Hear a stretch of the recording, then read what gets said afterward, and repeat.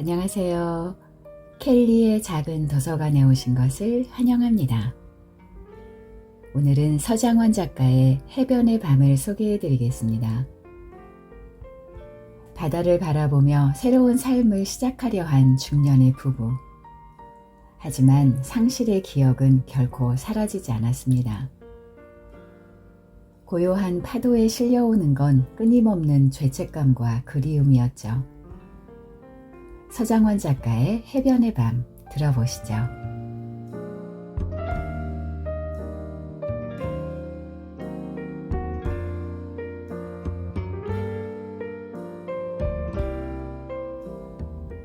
수범이 돌아와서 개를 잃어버렸다고 말했다. 내가 마당에서 이팝나무 가지를 자르고 있을 때였다. 수범은 곧바로 달려온 것을 시위하듯 숨을 헐떡거렸다. 나는 수범을 현관 밖에서 기다리게 하고 아내를 부르러 들어갔다. 아내는 부엌에 서서 오리를 손질하는 중이었다. 날이 널쩍한 칼로 오리를 가르는 동작이 날랬다. 나는 아내를 부르지 않고 아내가 인기척을 느끼길 기다렸지만 아내는 돌아보지 않았다. 수범이가 왔어. 나는 아내의 분주한 뒷모습에 대고 말했다. 벌써? 아내는 칼을 세워 오리의 내장을 긁어낸 후 앞치마에 손을 닦으며 걸어 나왔다. 입가에 어렴풋한 미소가 배어 있었다. 개가 없어진 모양이야. 아내는 잠깐 멈추어 섰다. 나는 아내가 도마 위에 올려둔 칼을 보았다. 직사각형 모양의 칼날이 햇빛을 받아 번쩍였다. 아내가 나를 스치고 마당으로 나갔다. 나는 수범이 개를 해친 것일까 생각했다. 지난 봄 우리는 이사를 결정했다. 부동산 경매 사이트에서 아내가 적당한 집을 찾아냈다. 위치나 가격이 이만하면 됐다는 데에 나는 동의했다. 다음 날 나 혼자서 집을 보러 갔다. 집은 2층이었고 마당이 딸려 있었다. 창이 넓어 채광이 좋아 보였다. 부동산 중개인은 개를 키우냐고 묻고는 개를 기르기에 여기보다 더 좋은 집은 없다고 말했다. 마치 내가 개를 위해 여기까지 내려온다는 투였는데 따지고 보면 틀린 말도 아니었다. 나는 그날 계약서를 쓰고 계약금을 현금으로 지급했다. 차를 돌려 서울로 올라갈 때 벌판에 서 있는 허수아비를 보았다. 강목을 엮어 만든 뼈대 위에 난방을 걸치고 플라스틱 왕관을 얹어 놓은 것이었다. 벌판은 비어 있었으므로 허수아비는 무용했다. 아내와 개를 데리고 다시 그 앞을 지나쳐 갔을 때 아내는 차를 세우게 한 뒤에 차에서 내려 구토했다. 불구죽죽한 토사물이 도로에 쏟아졌다. 아내를 따라 차에서 뛰어내린 개가 그것을 핥아먹었다. 개는 새 집이 마음에 드는 눈치였다. 마당을 펄쩍펄쩍 뛰어다니며 높은 소리로 짖더니 부동산 중개인을 보고는 꼬리를 흔들었다. 나는 부동산 중개인을 위층으로 불러 나머지 서류를 정리했다. 부동산 중개업자는 창밖의 마당을 내려다보면서 역시 개를 키우기 좋은 집이라고 중얼거렸다. 잠시 후 나는 부동산 중개업자가 지켜본 것이 개가 아니라 아내임을 알았다. 아내는 1층 테라스 난간에 걸터 앉아 있었다. 허리를 구부정하게 굽힌 채 머리칼을 얼굴 앞으로 늘어뜨린 모습이 정신이 온전치 못한 사람처럼 보였다. 집사람이 멀미가 심했습니다. 길이 복잡하더만요. 여기가 길이 그래요. 공장이 아주 마구잡이로 생기다 보니까. 부동산 중개인이 여전히 창밖에 시선을 둔 채 말했다. 나는 그의 말이 옳았다는 것을 곧 깨달았다. 마을에는 공장이 많았다. 그렇다고 공장지대라고 하기는 애매했는데 농촌은 더더욱 아니었다. 공장들이 드문드문 있었고 공장들 사이의 밭에선 토마토나 고추 같은 손이 덜 가는 작물이 길러졌다. 그보다 아래쪽에 있는 넓은 부지의 땅들은 대부분 노는 땅이었다. 전에는 작물을 키웠을 법한 땅이었는데 앞으로는 건물이 더 들어오려는지 흙이 마른 채로 방치됐다. 더 아래쪽으로 내려가면 슈퍼마켓과 음식점 몇 군데가 있는 읍내가 나왔다. 나와 아내는 차를 타고 읍내의 슈퍼마켓으로 나와 장을 보곤 했다. 세 번째로 가게에 들렀을 때 가게 주인은 배달 서비스를 권했다. 배달을 해주는 중학생이 하나 있는데 애가 참 괜찮아요. 그냥 전화하면 스쿠터 타고 와요. 학교 있으면 좀 늦는데 저녁 되면 거진 5분이면 와. 주인은 가게 한쪽 벽에 붙어있는 종이를 가리켰다. 최수범이란 이름과 휴대전화 번호가 적혀 있었다. 어린애답지 않게 반듯한 필체였다. 아내는 가게 주인의 말을 듣자마자 휴대전화를 켜고 번호를 저장했다. 아내에겐 반가운 일을 터였다. 내가 운전하는 차를 타고 읍내로 나가는 일을 아내는 불편해했다. 아들을 잃은 뒤로 나와 단둘이서 보내는 모든 시간이 기껍지 않은 눈치였다. 나는 그 심정을 헤아릴 수 없었고 그렇게 하고 싶지도 않았다. 아내에게 주의를 기울일 만한 힘이 남아있지 않았다는 말이 아마 맞을 것이다. 수범 이야기를 들은 뒤로 아내는 개를 끌고 슈퍼까지 걸어가서 필요한 물건들을 시켜놓고 다시 집으로 걸어오곤 했다.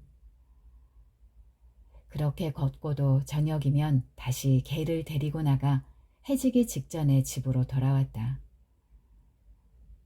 남은 시간에는 개를 씻기고 먹였다. 돼지 등뼈를 말려 직접 개의 간식을 만들기도 했다.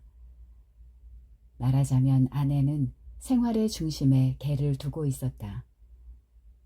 나는 그러려니 했다. 우리 부부에게는 어떻게든 시간을 보낼, 될 수 있는 한 빨리 흘려보낼 무언가가 필요했고 아내에게는 그것이 개였다고 이해했다. 비가 와서 개를 데리고 나갈 수 없는 날이면 아내는 만두나 떡갈비 같은 공이 많이 드는 음식을 만들었다. 사납게 고기를 다지는 아내의 뒷모습을 보고 있을 때 나는 막연한 죄책감을 느꼈다. 아내의 마음 한구석에선 분명 아들의 죽음에 관해 얼마간 나의 책임을 묻고 싶은 감정이 남아있을 것이었다. 나는 그것도 그저 내버려 두었다. 그렇게 둘 수밖에 없었으므로 그렇게 했다. 학원을 정리하고 아파트를 팔아 이곳으로 이사한 것이 나로서는 아내를 위해 할 수 있는 최선의 일이었다. 개는 아들이 데려온 것이었다. 그러므로 아들의 개였다. 지난해 봄 이른 저녁에 아들은 교복 셔츠 바람으로 집에 왔다. 아직 야간 자율학습이 끝나지 않았을 시각이었다. 아내가 의아한 얼굴로 현관 앞에 서 있는 아들을 맞았다. 하수구에서 개를 주웠다고, 집에서 기르고 싶다고 아들은 말했다. 개? 나는 그 말을 듣고 소파에 늘어져 있던 몸을 일으켰다. 아들은 교복 가디건으로 말아놓은 무언가를 안아 들고 있었다. 나는 아들의 팔을 내려 가디건에 쌓인 것을 들여다봤다. 도저히 개처럼 보이지 않는 몸집이 큰 생쥐나 족제비 같은 짐승이 보였다. 나는 개를 주운 곳에 되돌아가서 이것을 두고 오는 것이 좋겠다고 아들에게 말했다. 개가 내 말을 알아들은 것처럼 아들의 품으로 파고들었다. 아들은 한동안 현관문 앞에 선 채 집으로 들어오지도 나가지도 못했다. 개는 젖은 몸을 덜덜 떨고 있었는데 그럴 때마다 뗏물이 한 방울씩 아래로 떨어졌다. 나는 오른발로 아들의 발치에 있는 구두를 밀어냈다. 아들은 결국 개를 안고 나갔다. 그것으로 일단락이 되는 듯 했는데 며칠 뒤 아들이 아무래도 개를 데려오는 것이 좋겠다고 다시 말을 꺼냈다. 말을 듣고 보니 아들은 그동안 학교 근처의 지하 주차장에 개를 데려다 놓고 사료를 가져다 주면서 돌보았던 모양이었다. 나는 그 말을 듣자마자 아들의 뺨을 쳤다. 지금 생각해보면 어째서 그렇게 화가 났던 것인지 모르겠다. 아들의 죽음으로부터 채 반년이 남지 않았던 날이었다. 처음 수범이 우리 집 마당에 들어왔을 때 나는 인기척을 느끼고서도 수범을 보지 않았다. 증갈색 흙더미 위로 어떻게 말을 붙일지 몰라 몸을 움직거리는 소년의 그림자가 졌다. 잠시 후 아내가 지갑을 들고 나와 수범을 맞았다. 들어다 드릴게요. 나는 그 말을 듣고 고개를 돌려 뒤를 보았다. 양팔에 비닐봉지를 든 소년이 집 안으로 발걸음을 옮기고 있었다. 잠시 후 수범이 다시 마당으로 나오자 개가 수범의 옆에서 주춤거렸다. 다가가도 될 만한 사람인지 가늠하는 듯 했다. 수범이 먼저 쪼그리고 앉아 손을 내밀자 개가 수범에게 다가가 배를 보이며 드러누웠다. 수범은 신이 난 얼굴로 개의 배를 쓰다듬었다. 나는 역시 수범을 그냥 두었다. 먼저 말을 꺼낸 것은 수범 쪽이었다. 도와드릴까요? 나는 손을 멈추고 수범을 들여다봤다. 수범은 더 놀자는 개를 다독여 돌려보내고는 차렷 자세로 마당 한 구석에 서 있었다. 키가 작고 마른 체격이었고 조금은 덥수룩해 보이는 머리카락이 눈썹을 덮고 있었다. 꽤 더운 날씨였는데 배달을 다니면서도 교복 셔츠 안에 흰 티셔츠를 받쳐 입은 것이 자연스럽게 보이지 않았다. 아니 됐다. 시간 때우려고 하는 거니까. 네. 수범은 몸을 재빨리 굽혔다가 폈다. 가느다란 밤색 머리칼이 찰랑였다. 수범이 마당을 나가자 개가 목줄을 끌며 대문 앞으로 가서 끙끙댔다. 나는 수범의 스쿠터 소리가 차츰 멀어지는 것을 귀로 쫓았다. 슈퍼 주인의 애가 참 괜찮다는 말이 무엇인지 알 듯도 했다. 나는 하루를 마당에서 보냈다. 흙을 파낸 뒤 배양토를 뿌렸고 그 위로 다시 떼장을 깔았다. 근처의 화원에서 묘목을 주문했다. 삽과 펜치, 농약과 영양제 등도 필요했는데 대부분은 슈퍼에서 해결할 수가 있었다. 가게까지 걸어가서 물건을 주문하고 수범에게 배달을 부탁하는 식으로 나는 필요한 것들을 사다 날렸다. 가게에 들렀다가 집으로 가는 길이면 수범의 스쿠터가 달려오는 소리가 먼 뒤에서부터 들렸다. 안녕하세요. 수범은 외치듯이 인사를 하고 나를 앞질러 갔다. 내달리는 스쿠터 위에서 수범의 머리카락은 바람에 짓눌려 납작해졌다. 집에 도착하면 수범은 물건을 마당에 부려놓고 개를 쓰다듬고 있었다. 개는 수범을 퍽 잘 따르는 눈치였다. 나중에는 수범의 스쿠터 소리가 들리기만 하면 일어나서 대문 밖을 살폈다. 부엽토와 농약 분무기를 수범이 배달해 주었던 날, 아내는 개의 저녁 산책을 수범에게 부탁하는 것이 어떠냐고 내게 물었다. 아들이 사두었던 자동 줄자 같은 개 목줄을 손에 쥐고서였다. 당신 좋을 대로 해. 애가 성실해서 도와주고 싶어. 슈퍼집 남자가 그러는데 할머니랑 둘이 사는가 봐. 애 아빠는 배 타러 다니고. 나는 고개를 끄덕였다. 아내가 말을 건넨 것은 오랜만이었다. 나는 문득 아내가 이제 겨우 40을 넘긴 여자라는 사실을 생각했다. 오랫동안 다듬지 않아 제멋대로 뻗쳐나온 아내의 검은 머리칼이 탄력적으로 느껴져 나는 고개를 돌렸다. 생각해보면 아내가 아들과 비슷한 나이의 남자애를 아무렇지 않게 상대하는 일도 어색했다. 아내는 길거리에서 아들 또래의 아이들을 보는 일도 힘겨워했었다. 어쩌면 아내에게는 아들과 비슷한, 하지만 아들과는 전혀 관련이 없는 누군가가 필요했던 것이 아닐까 짐작했다. 물론 나에게는 그런 존재가 필요하지 않았다. 아내는 필요한 말을 마친 뒤 소파에 앉아 플라스틱 손잡이를 만지작대면서 시간을 보냈다. 아내는 그동안 그 물건을 손에 들지 못했다. 그건 아들이 샀던 강아지용 목줄이었다. 줄이 늘어났다가 줄어드는, 그걸 왜 남모르는 남자애의 손에 쥐어주어야 하는지 알 수 없었지만 나는 아내의 선언에 뭐라고 말을 얹지 않았다. 이튿날부터 수범은 저녁마다 마당에 들어와 개를 끌고 나갔다.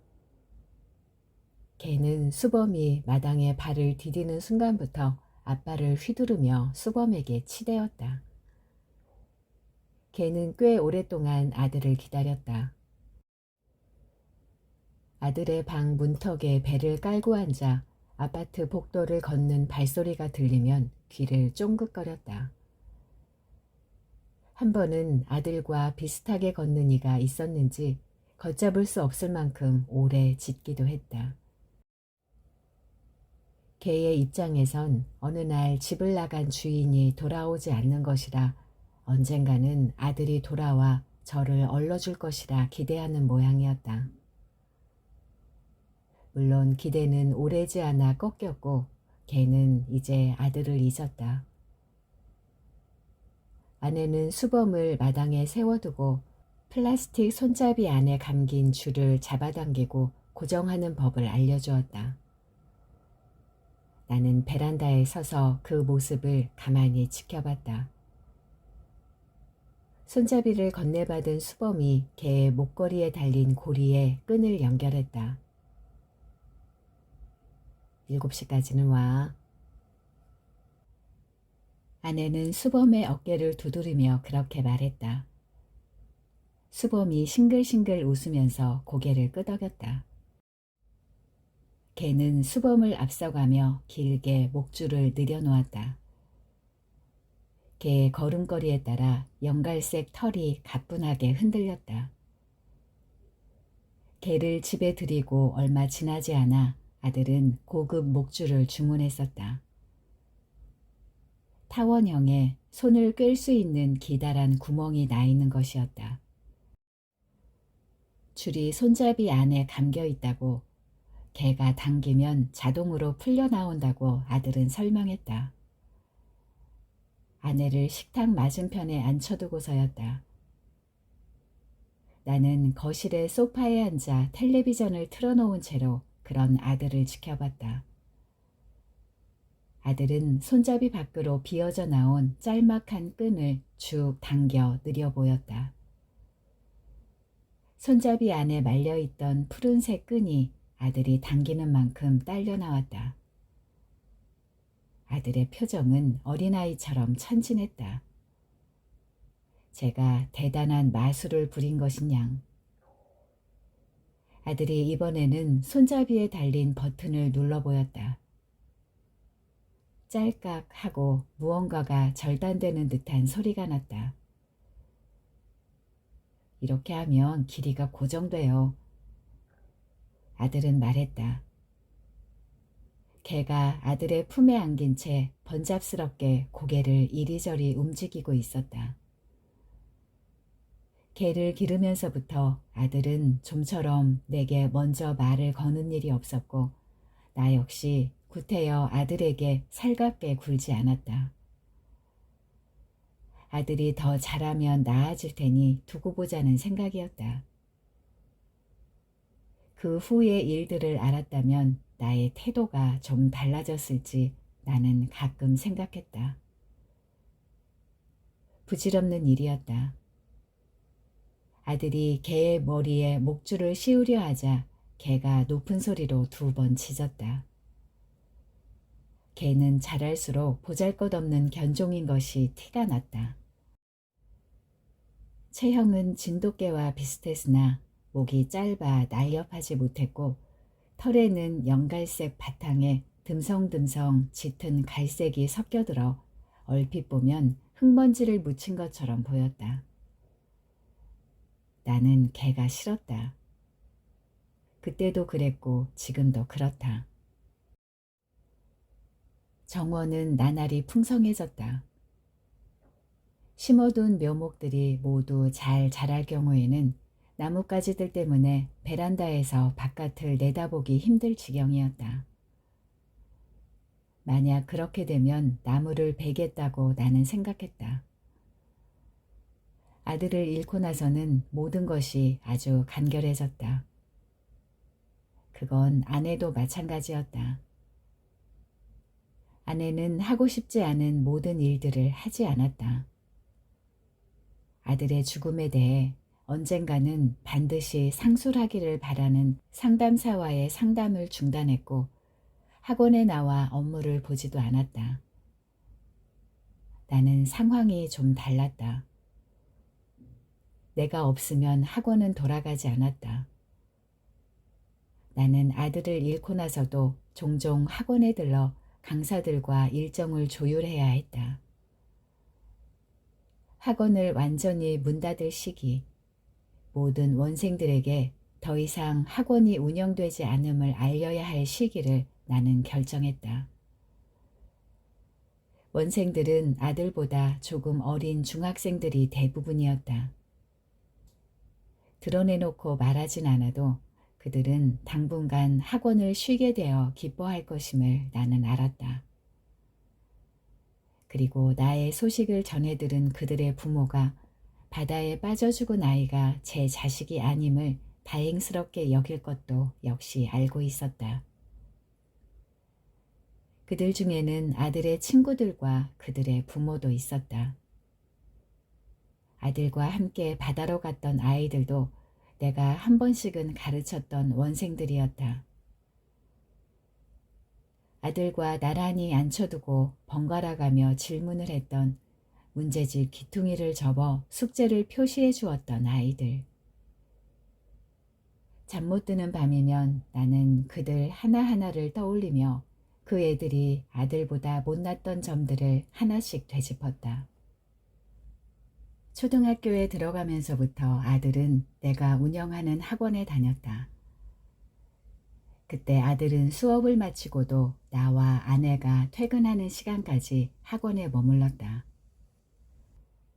아내는 아들이 볼 수 있는 교육용 만화책과 청소년 도서들을 학원 사무실에 가져다 놓았다. 아들은 텅 빈 강의실에 남아 그것을 혼자 읽곤 했다. 초등학교를 졸업할 무렵부터는 아들도 중학교 선행학습반에 들어가 온종일 수업을 받았으므로 그런 일이 없었다. 아들은 몹시 산만해서 대학생 강사들이 기가 질려 했다. 원장의 아들이라 크게 혼을 내지도 못하는 모양이었다. 내가 시범 보이듯이 그 애를 몇 번 나무랐고 그래도 나아지지 않자 학원을 옮겨주었다. 그렇게 학원을 몇 번 옮기고 나서 아내는 아들을 좀 내버려 두자고 했다. 결국 아들은 고등학교에 들어갈 무렵부터 영어와 수학 과외를 제외한 사교육을 전혀 받지 않았다. 아들의 성적이 나빠지는 만큼 학원에 등록하는 학생들도 그만큼 떨어져 나갔기에 낭패였다. 아내는 학원을 정리하고 다른 일을 해보자고 제안했었다. 결과적으로는 아내의 말과 비슷하게 되었다. 나는 아들에게 몇 가지 약속을 받고 개를 집으로 들이는 것을 허락했다. 개를 자주 씻길 것, 축구부 활동을 그만두고 머리를 짧게 깎을 것, 한의과 대학에 입학할 수 있을 만큼 성적을 향상시킬 것이 그것이었다. 나는 그것들을 각서로 쓰게 했고 각서에 적힌 것 중 하나라도 어길 시에는 개를 내다 버리겠다고 말했다. 아들은 선선히 수락했다. 개가 식탁에 앉아 각서를 쓰는 아들의 발밑을 어정거렸다. 그때는 솜털이 가시지 않은 강아지였다. 녀석은 아들과 겨우 반년쯤을 함께했다. 개가 성견으로 자라기에도 모자랐던 시간이었다. 아들이 바다에 빠졌다는 전화를 받던 밤, 개는 아파트에 혼자 남겨져서 그대로 며칠을 보냈다. 딱 한 차례 내가 혈압약을 챙기러 집에 들렀을 뿐이다. 나를 보자마자 개는 앞발로 내 다리를 짚고 서더니 곧 혀를 헐떡였다. 그때는 그것이 밥을 달라는 표시인 줄 알지 못했다. 아들의 장례를 치르고 다시 아파트로 돌아오자 집안은 온통 난장이었다. 개가 소파며 쿠션을 물어뜯어 내장재를 삼킨 뒤 그것을 토하고 다시 먹기를 반복했던 것이다. 아내는 상복을 입은 채로 개에게 물에 불린 사료를 먹였다. 개는 잘 먹었다. 수범이 집에 정기적으로 들르면서부터 아내는 눈에 띄게 밝아졌다. 수범은 자연스레 아내를 이모라고 부르기 시작했고 아내는 종종 수범이 개를 끌고 나가는 산책에 동행했다. 그렇게 되면 수범에게 비용을 지불하고 개의 산책을 맡긴 일이 우스워진다고 나는 생각했다. 사정을 모르는 사람들에게 그 일은 이상하게 보일 것이었고 사정을 아는 이들의 눈에도 결코 보기 좋은 모양새가 아니었는데 아내는 개의치 않는 모양이었다. 나는 그런 아내를 저지하지 못했다. 그러므로 어느 오후에 개의 상처를 발견했을 때에는 묘하게 기쁜 심정이었다. 잘못 자란 묘목을 뽑아내는 작업을 하던 와중에 나는 개의 상처를 보았다. 상처는 오른쪽 골반 위에 있었다. 자세히 들여다보지 않아도 알 수 있을 만큼 뚜렷한 자국이었다. 나이프 같은 것으로 긁어놓은 듯 했다. 나는 그것이 수범의 지실이라고 확신했다. 오랫동안 아이들을 보아온 사람의 직감이었다. 상처를 더듬자 개가 끙끙대며 나를 피해갔다. 나는 마당에서 테라스로 올라서서 아내를 불렀다. 여보, 얘가 좀 다친 것 같은데? 아내는 대답이 없었다. 나는 거실을 가로질러 갔다. 무언가를 잘게 채 써는 소리가 평온했다. 아내는 수범이 오기 전에 간식거리를 준비했고 수범이 도착하면 집에 들여 음식을 먹였다. 직접 만든 샌드위치나 튀김, 전 등이었다. 가끔은 아예 반찬을 한 통 만들어 들려보내기도 했다. 나는 식탁을 손으로 톡톡 두드렸다. 걔가 다친 것 같다니까. 다쳤다고? 아내는 테라스 쪽으로 나갔다. 나도 따라 나섰다. 아내를 본 개가 꼬리를 치며 앞발을 공중에 버둥거렸다. 아내는 슬리퍼를 신고 마당으로 나가 개를 살폈다. 좀 긁혔나 봐. 왜 이러지? 아내는 그렇게 말하더니 연고를 가져와 개에게 발랐다. 개한테 좀 조심하라고 해. 나는 나무라듯 말했다. 걔가 뭘? 아내는 되물었다. 마치 수범을 모함이라도 했다는 것처럼 들렸다. 아내는 더는 말이 없었다. 나는 대답하지 않고 집으로 들어가 곧장 2층으로 올라갔다. 거기에서 마당을 내다볼 참이었다. 아내는 언제나처럼 수범에게 음식을 먹이고 수범이 먹는 동안 두 사람은 끊임없이 이야기를 나눌 것이다. 나는 아내와 수범이 무슨 얘기를 하는지 전혀 몰랐다. 두 사람은 늘 작은 소리로 속닥거렸고 어쩌다 내가 부엌 근처로 가서 어슬렁거리면 곧바로 대화를 중단했다. 가끔 나는 아내가 아들의 이야기를 수범에게 말해버린 것이 아닐까 불안해했다. 그런 의심은 수범이 나나 아내를 보며 옅게 웃을 때, 그러다가 나와 눈이 마주치곤 황급히 웃음을 거둘 때 솟아올랐다. 개가 다쳤던 날 나는 2층 방문을 열어둔 채 아내와 수범의 말소리를 들어보려 애썼다. 물론 제대로 들을 수는 없었다. 그때껏 집에 없는 척을 하다가 비척비척 아래층으로 내려가는 것도 민망스러운 일이라는 생각에 나는 2층에 머물면서 그날 저녁을 모두 보냈다. 그 이튿날은 달이 바뀌는 날이었고 수범은 긴팔 셔츠 위에 니트 조끼를 입는 춘추 교복을 입고 개를 데리러 왔다. 아직 그렇게 입기에는 날이 더웠지만 넥타이를 느슨하게 하지도 소매를 걷어 올리지도 않은 채였다. 나는 테라스로 나가 수범을 불렀다. 개를 쓰다듬던 수범이 내 쪽으로 다가왔다. 한 손에 길게 늘어뜨린 개의 목줄을 감아쥐고서였다. 너 그게 얼마짜린 줄 아니? 나는 수범의 오른손을 가리켜 보였다. 아니요. 수범은 제 손에 들린 것을 내려다보지도 않은 채 웃는 듯 마는 듯한 표정으로 대답했다. 조심해서 다뤄야 해. 나는 말했다. 수범은 고개를 한번 수그려 보였다. 목덜미와 귓바퀴가 햇빛으로 붉게 달아올라 있었다. 나는 순간 충동적으로 냉장고에서 맥주 2캔을 꺼내왔다.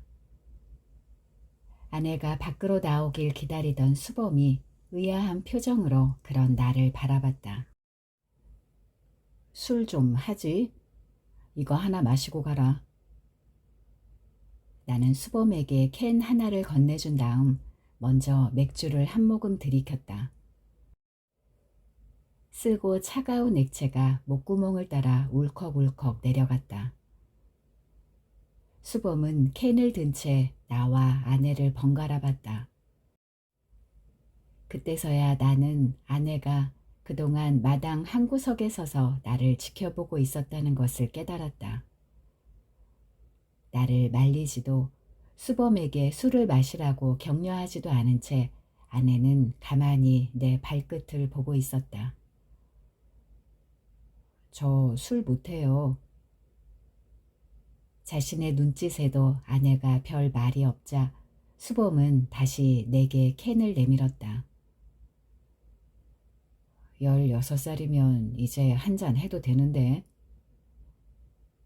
나는 그것을 테라스 난간 위에 올려놓으며 마치 이 애의 삼촌이라도 되는 듯이 중얼거렸다. 내 목소리가 정말로 좀 섭섭하다는 듯이 들려서 나조차도 의아한 심정이었다.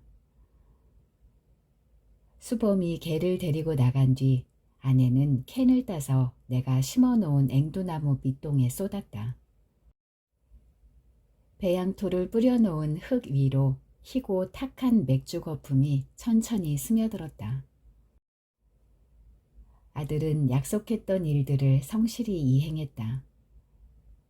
이튿날 바로 머리를 짧게 깎았고 축구부 활동도 곧 그만두었다. 학교에서 야간 자율학습을 마친 후에는 학원 자습실로 이동해 늦게까지 공부했다. 아내는 아들이 공부를 마칠 때까지 학원 사무실에 남아있다가 아들과 함께 귀가하곤 했다. 그동안 나는 먼저 퇴근해 있었다. 퇴근하여 문을 열고 들어가면 집은 불이 꺼져 있어 어두웠고 대체로 쥐죽은 듯 조용했다. 내가 들어오는 소리가 나면 개는 아들의 방으로 피신하는 듯했다. 나는 집에 혼자 있던 그 시간을 즐겼다. 아내가 차려두고 나간 저녁밥을 먹고 나서는 소파에 누워 잠을 자거나 맥주를 마시면서 스포츠 중계 방송을 봤다. 그마저도 물리면 컴퓨터를 켜서 인터넷으로 바둑을 두었다. 아내와 아들의 귀가가 늦어지는 날에는 중국 음식이나 돼지고기 보쌈을 배달시켜 먹기도 했는데 그때만큼은 개가 거실로 나왔다. 나와서는 그저 바닥에 배를 붙이고 앉아 음식을 먹는 나를 지켜봤다. 음식을 주겠다는 신용을 해도 좀처럼 다가오지 않았다. 한 번은 탕수육 한 조각을 멀리 던져주자 내 눈치를 보며 주워 먹더니 그게 원인이 되어 탈이 났었다. 그 뒤로는 아내가 내 저녁상을 보고 나서 개를 학원으로 데려갔다. 개는 그 시간을 무척 기다리는 모양이었다. 현관문 근처를 서성이는지 신발 위에 개털이 쌓여 있곤 했다. 나는 아침마다 구두를 뒤집어 그것을 털어냈다. 아들이 집을 뛰쳐나갔던 날 밤늦게 아들의 친구로부터 전화가 왔다. 나는 침대에 누워 오랫동안 울리는 전화벨 소리, 이윽고 아내가 거실로 나가는 소리를 들었다. 그러다 아주 잠깐 동안 다시 잠이 들었는데 아내가 나를 깨웠다. 여보, 영환이가 바다에 빠졌대. 나는 아내가 꿈을 꾼 것이 아닐까 생각하다가 잠을 떨치고 일어났다. 바다라는 단어가 귀에 걸려 좀처럼 상황을 이해하기 어려웠다. 나는 머리맡에 휴대전화를 집어들고 아들에게 전화를 걸었다. 전화기는 꺼져 있었다. 일어나서 아들의 방으로 가보니 책가방과 교복과 컴퓨터, 입식 옷걸이, 곤히 잠든 개가 아들의 방에 그대로 있었다. 모든 것이 있어야 할 곳에 있었다. 나는 불을 끄고 아들의 방을 나왔고 아내와 함께 말리포로 갔다. 운전하는 동안 아내는 아들에 대해 이것저것 중얼거렸지만 나는 알아듣지 못했다. 도로변에서 손을 흔드는 남자애들을 보고 나는 차를 갓길에 세웠다. 아들의 친구이자 내가 가르쳤던 학원생들이었다. 그 애들이 우리를 해변으로 데려갔다. 끊임없이 무얼하고 중얼대면서였다. 입에서 술 냄새가 짙게 풍겼다. 선생님, 그게요. 우리가 위험하다고 분명히 말했는데요. 차에서 내린 아내는 그 애에게 거의 몸을 맡기다시피 의지해가며 걸음을 옮겼다. 나는 혼자 걸었다. 해양경비대원들과 아들의 친구들, 그리고 아무 상관도 없는 행락객들이 길게 가로놓인 흰 천을 둘러싸고 있었다. 나와 아내가 다가가자 해양경비대원 하나가 흰 천을 거두어 시신의 상반신을 내보였다. 생김새는 분명 아들이었는데 젖은 머리칼이며 눈을 감은 얼굴이 아들처럼 보이지 않았다. 가슴팍에 까만색 문신에 시선이 닿았을 때 나는 무언가 잘못되었다고 확신했다. 착오가 있었나 본데 내 아들은 여기에 문신이 없습니다. 내 아들이 아니에요. 나는 아들을 건져 올린 해양경비대원들에게 그렇게 말했다. 내가 말을 끝맺는 순간 내 뒤쪽에 서 있던 아내가 실신했다.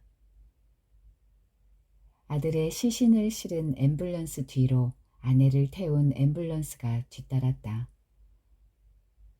나는 직접 운전해서 대열을 따라갔다. 도중에 해가 떠올라 날이 밝아졌고 도로에 면한 바다가 여러 각도로 햇빛을 반사했다. 나는 학원에 전화해서 상황을 알렸다. 그때서야 아들의 죽음이, 바다에서 건져진 시신이 바로 내 아들이란 사실이 자각되었다. 걷잡을 수 없는 눈물이 흘렀다. 회색 아스팔트 도로와 앰뷸런스의 경보등이 넘실거렸다. 아들이 온몸으로 맞았을 억센 바닷물을 나는 생각했다. 너무 늦은 일이었다. 아들이 바다로 가던 날 저녁 아들의 모의고사 성적표가 집으로 날아왔고 나는 걔를 버리겠다고 아들과 실랑이를 했다. 내가 개의 사료와 밥그릇을 들고 현관문 앞으로 다가갔을 때 아들이 나를 밀치고 집을 나갔다. 아들의 마지막 모습이었다. 아내를 뒤따라 다시 마당으로 나왔을 때 수범은 옅게 웃고 있다가 우리를 보고 표정을 가다듬었다. 나는 아내도 보았을까 싶어 아내 쪽을 흘끗거렸지만 아내가 눈치챘는지는 알 수 없었다. 아내는 개를 어디서 잃어버렸는지 어쩌다가 잃어버렸는지 물었지만 수범은 중언부언이었다. 입에서는 미미하게 술 냄새가 풍기는 듯 했다. 저놈 취했어. 나는 수범에게 이것저것을 캐묻는 아내 옆에서 말했다. 수범도 들릴 만한 거리였고 들으라고 한 말이었다. 아내는 수범을 돌려보냈다. 아마도 수범이 다시 우리 집에 올 수는 없을 거라고 나는 생각했다. 나는 아내를 조수석에 태운 채 동네를 돌았다. 수범의 말대로 펜션 몇 채가 들어서 있는 산자락 쪽으로 올라갔다가 다시 동네로 내려왔다.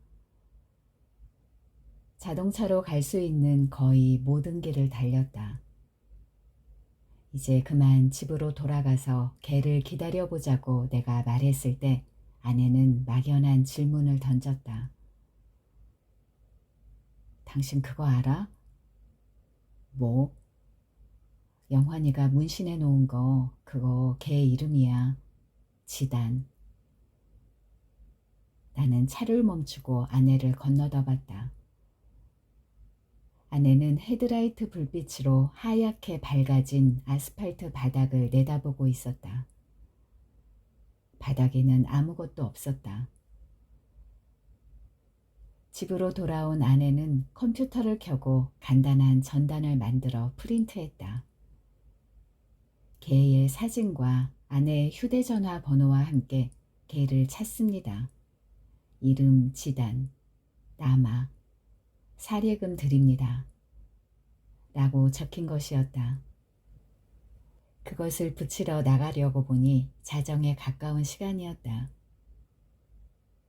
말리포로 운전해 가던 밤이 떠올랐다. 그때처럼 나는 아내를 태우고 캄캄한 밤속으로 차를 몰고 있었다.